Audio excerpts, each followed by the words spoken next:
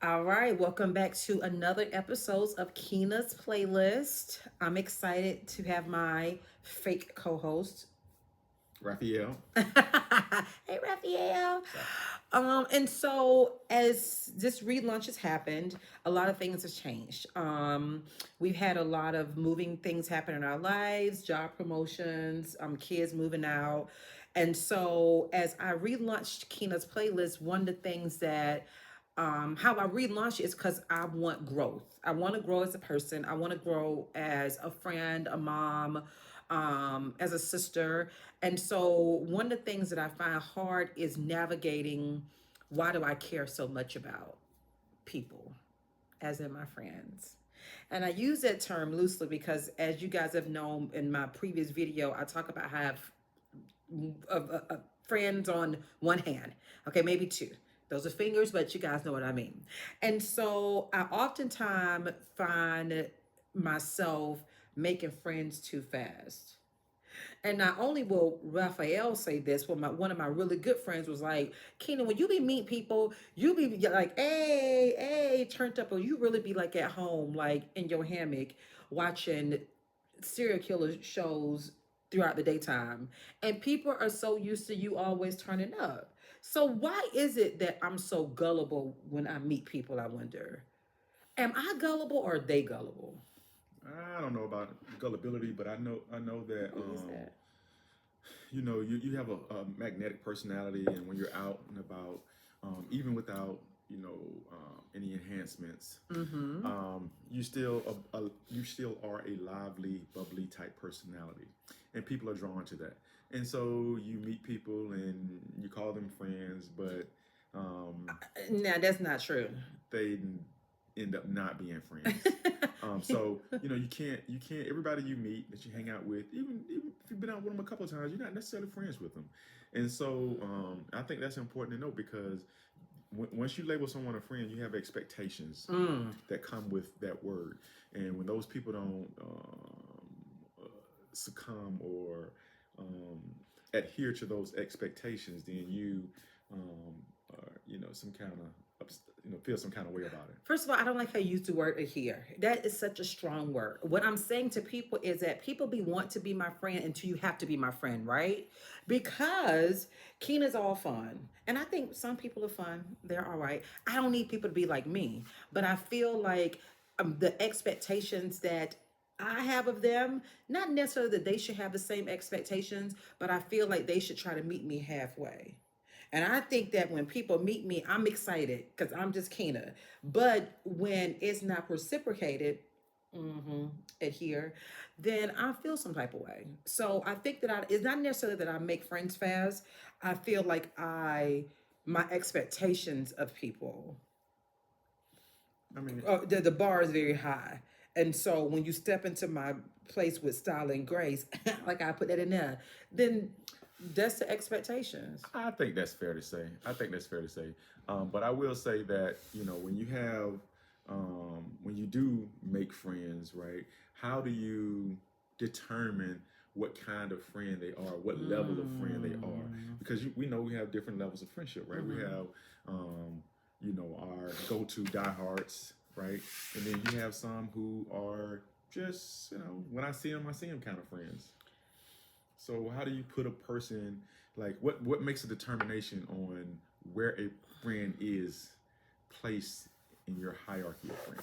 And I guess I asked you that question because I think that you are very friendly to a lot of people, and I feel like you don't take things to heart, which I wish I was like that.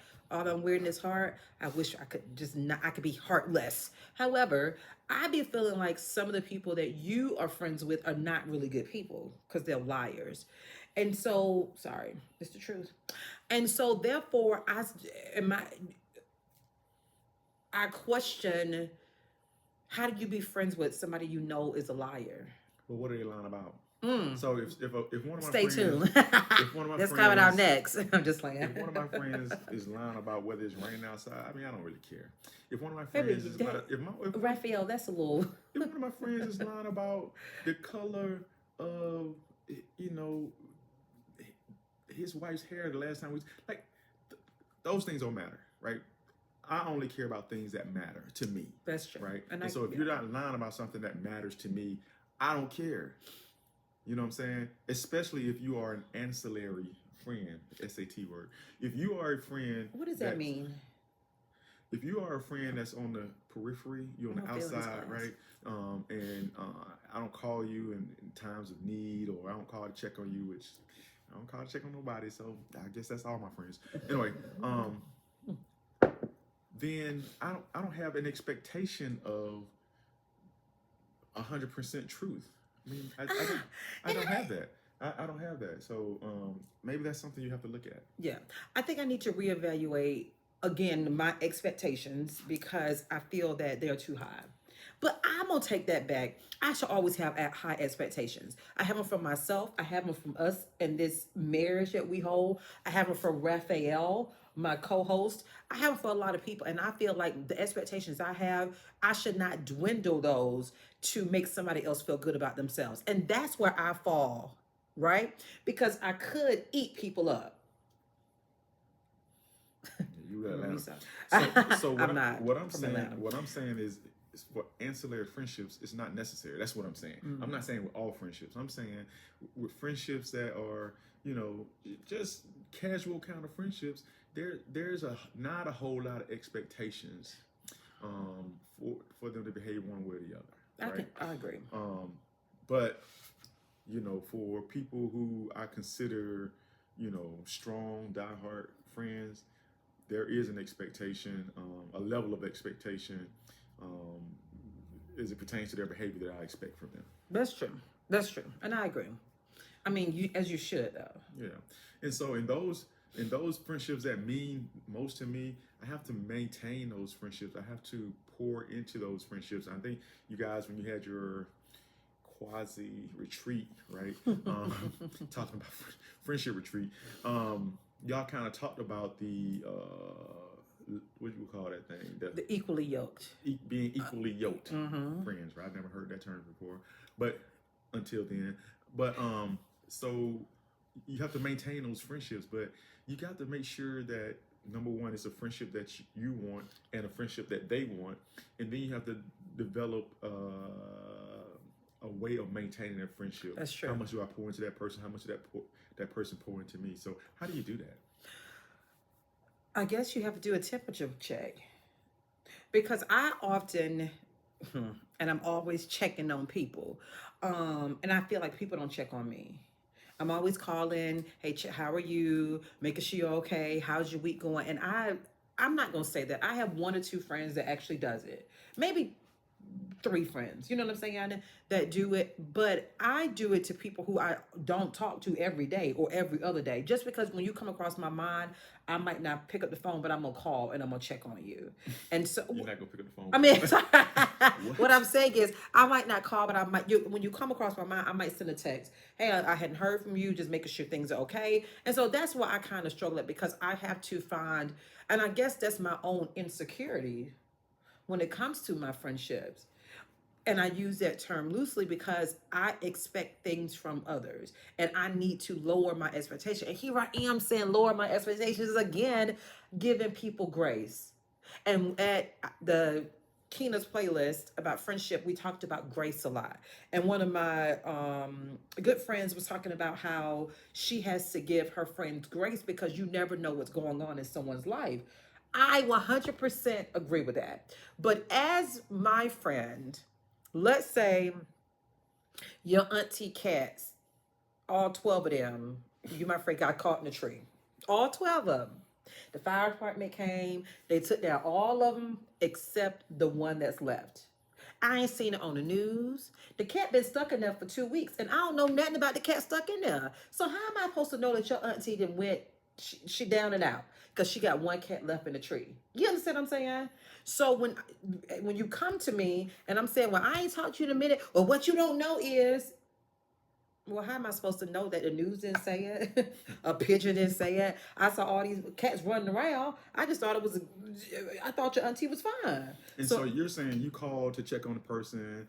That person has never said one way or the other in the many calls you've talked to them about no cat being stuck in no tree.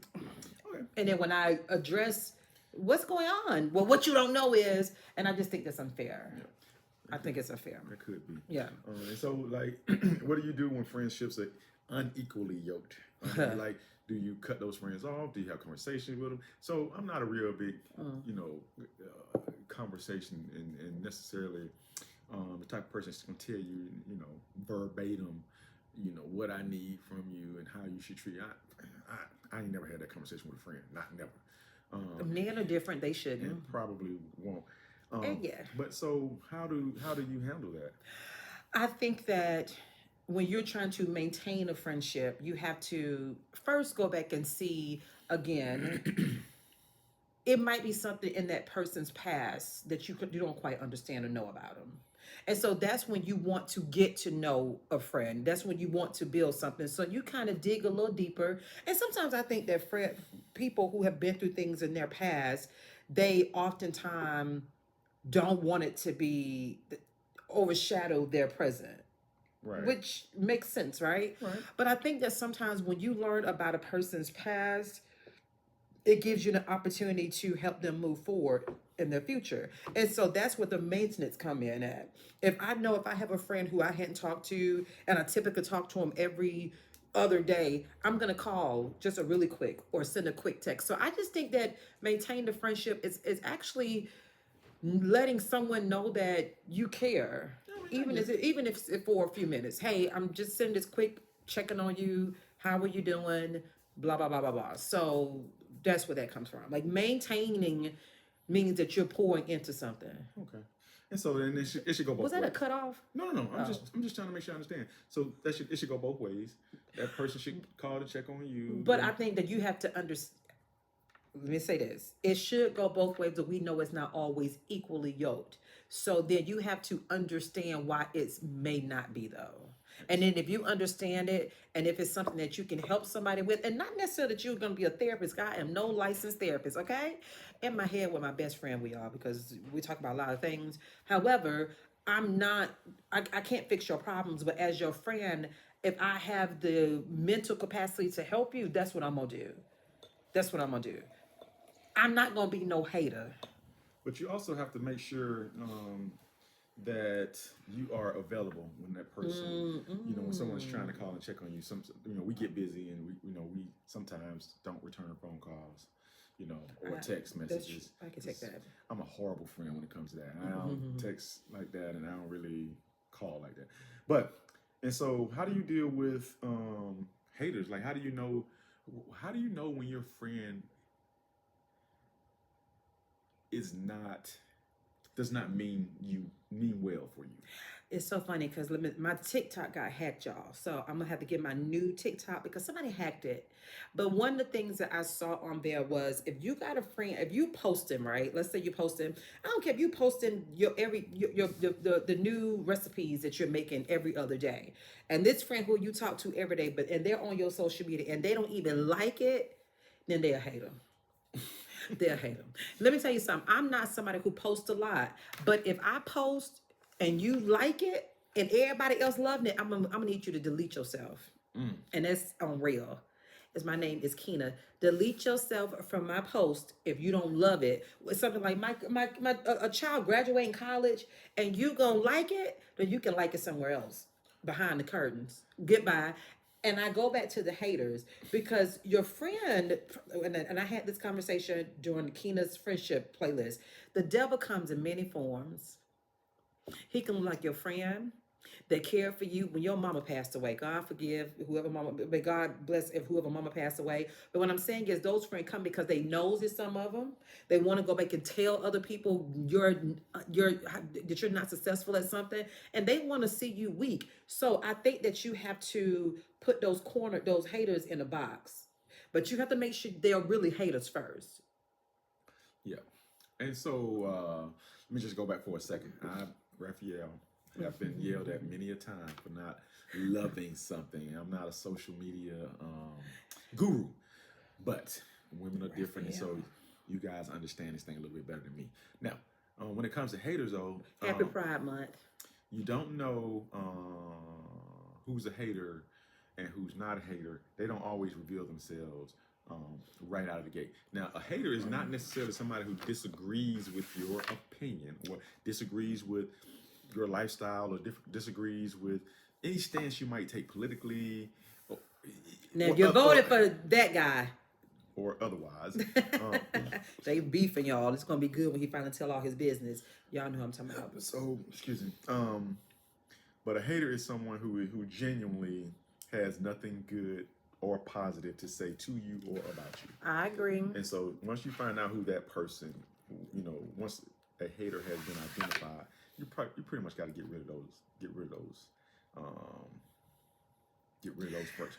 Which brings me up to my next point. And see, it's funny Raphael is saying this. This is Raphael. Because when I tell him that people are haters, he tells me, but you know their heart. Keena, you know them. No, the heck I don't know them. Because I thought I did, but I really don't know them. And as Keena, that's my name, don't wear it out. As a friend, I don't say anything to make somebody feel insecure about something.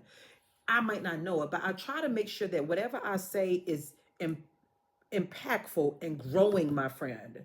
Not having them second guess. But did she really mean it like that? Because if you know me well enough, you know, and I don't do things to hurt people's feelings. So, like I said just a couple seconds ago, like sometimes if a person is disagrees or says something, that doesn't necessarily make them a hater.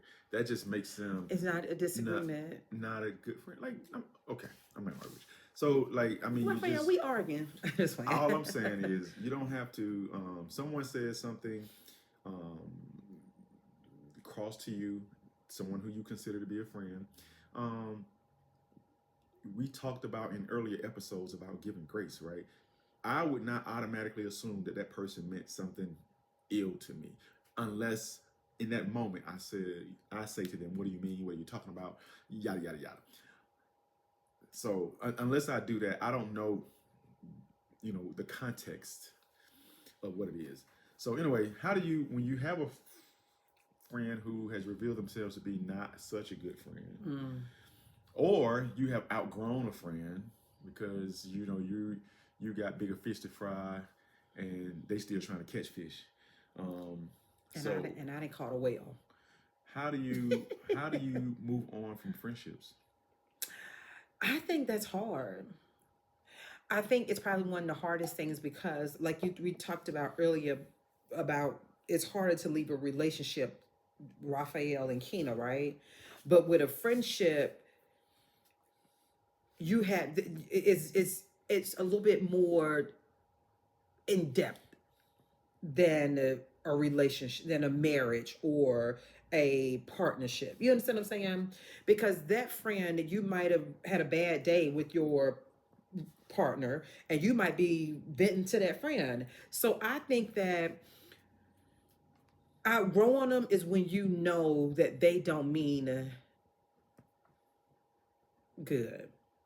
And what happens is they show you. They say things, they show you, they don't support, they this and that when they come around. I have had friends that never compliment me on anything. And not that I need complimenting, but I'm one of those friends like, oh girl, that's cute. Or I'm gonna steal that. And then I have friends that they show up 2 weeks later and got the same thing and ain't saying nothing. You know what I'm saying? I just feel like with women, and I'm just using that women because I ain't no man, so I don't know how men feel, and I don't need Raphael to jump in on this. I think that women, sometimes we struggle with our own self-worth, and we know that. Because even the strongest person struggles with self-worth. You know what I'm saying? Especially depending on their surroundings. And so I think that we have when, like, outgrowing that person is really backing away from that person. And if that person cares enough, they'll realize that you're doing that, and they'll somehow be like, okay, what is going on? Because we're a little different. Right. And so from a man standpoint, no more text messages. There was very little calling, and then we see him at a football game, and we up it, yeah. And then we keep it moving. Yeah. So to sum it all up, I think that just like relationships, we have to cultivate our friendships. You have to Friendships pour. are relationships, so like romantic relationships. Thank you, Eduardo. Yeah. And so, Rafael. and so we have to cultivate our friendships. We have to pour into them. One of my friends said that if you see a plant growing and it has a brown leaf, you got to pluck that brown leaf off because that brown leaf is dead. It's not doing anything. That flower, that leaf is not doing anything. And so I am in my new growth era, right? Where I'm cutting off the brown because I want my tree to grow. And so as we embark on these next couple of Kina's playlist episodes on my YouTube channel at Kina's Playlist, please leave a comment, please subscribe, and leave some questions or some comments or some topics that you want us to talk about. This has been a great reintroduction of Kina's Playlist. Just know that you are worth it, and know that follow your heart, and whatever your heart is telling you, follow your heart. Follow your heart. Because one thing about our heads are hard, our hearts are softened. And so you will know. I thought I read it on, I think it was in a horoscope on TV It's very Weekly. profound. Thank you, baby. I mean, Raphael, Eduardo. And so just know that continue watching the upcoming episodes. We're gonna delve into things that's happening in the country. We're gonna talk about Diddy and that baby oil. Yeah, we ain't finished. We're gonna talk about Trump and his girl. I mean, Elon breaking up. We're gonna talk about Real Housewives because you know I got to bring that up, and we're gonna also talk about our next topic is adulting, parenting adult children. Oh, okay. I think we all can relate to that with most of us, and that's going to be a topic that we will enjoy. So thank you, and welcome back to Kina's Playlist. We out.